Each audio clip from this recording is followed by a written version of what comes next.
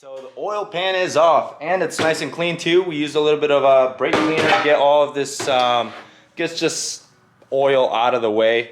We don't want any burrs sticking to it and making it a lot harder to work with and keeping it clean. So I'm gonna go ahead and start drilling now. I think I'm gonna punch somewhere in this area first to mark the spot and then hit it with a drill bit. So I'm gonna go ahead and do that now and then I'll repeat on the other side.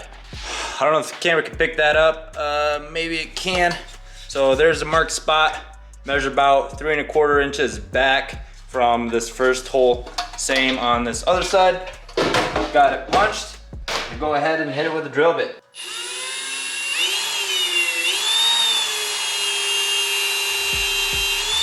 Other thing too, guys, so before I go through that, I just got a really good idea. I'm gonna put some masking tape on the back side so all the burrs, they'll stick right to the tape and they won't fall in our oil pan. It's not gonna work. There's like a film of oil that won't let this stick.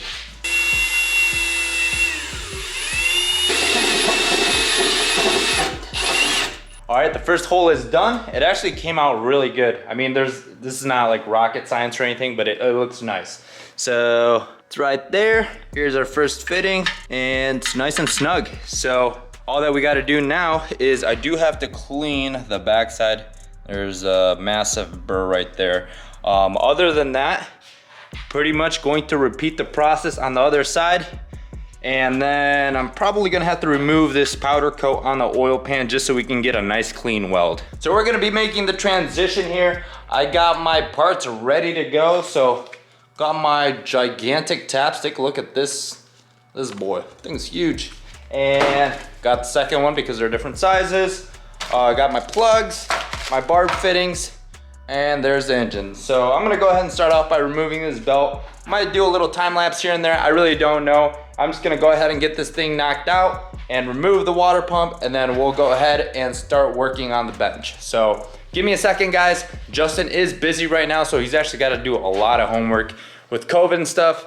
He's, I think he's struggling a little bit. You know, he's taking a lot of online classes, and I think that just makes things a lot harder. So bear with me, guys. Trying to hold the camera, trying to do some work, and provide you guys with some good entertainment.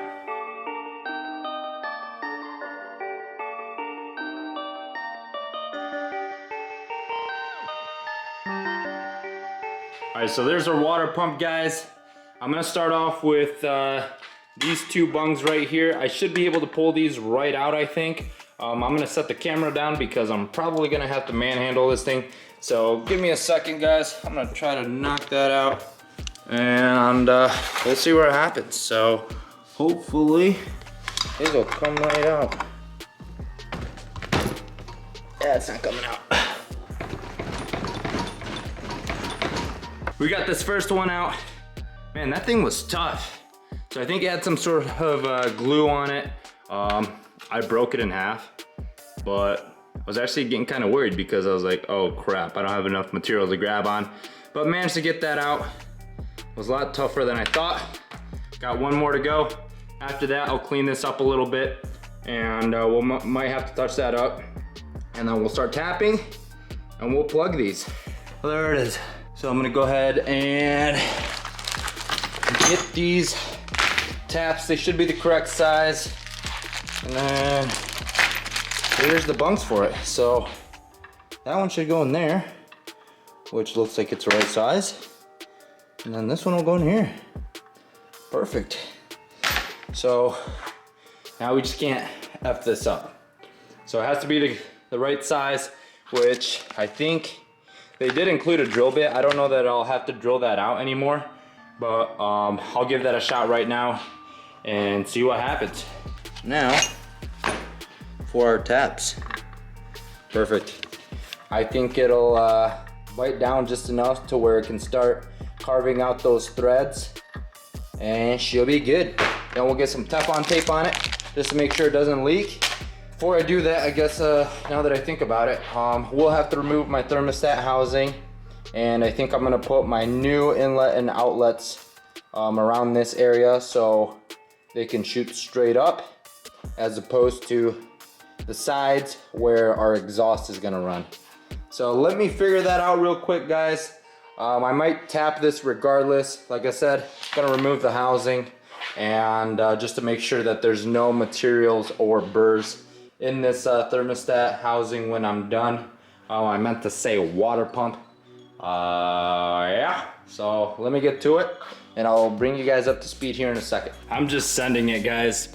I got 2 pilot holes drilled, so now I'm gonna get this tapped in this location and the second barb fitting will go here. So then like I said, I'll tap these 2 and we'll see what happens. So hopefully this all works out. There is going to be one issue right now that I'm gonna have to figure out. So let me move this out of the way. So we got our thermostat right. So if this compresses and decompresses, it might hit the threads on this barb fitting. So there is a chance that I might have to shave this off just to make sure that it clears this section right here. Otherwise, if that gets caught, that's not gonna close and open properly. We definitely don't want that. We want our cooling and make sure that everything works right. So I'm gonna go ahead and drill these out with the correct size and then start tapping. But yeah, so there it is, guys. I think it looks pretty good. I was getting kind of close to the edge, but I don't think that's an issue. I am gonna order a new barb. I decided that this is just extremely large and unnecessary. So I'm gonna get a second one of these and it's gonna allow me to create a smaller hole as opposed to making one that's ½ inch. I just realized that this was not on camera, so I was looking at the water pump. So I'm gonna go ahead and drill this out the same size, and these will be the only ones that will be different. I got the proper size plugs for that, so we should be good to go.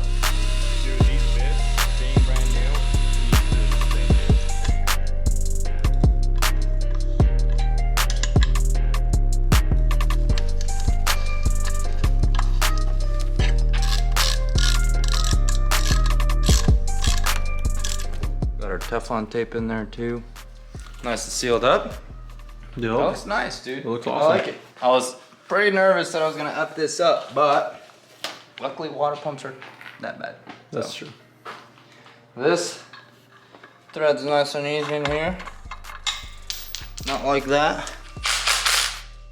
Now I'm gonna hand tighten this.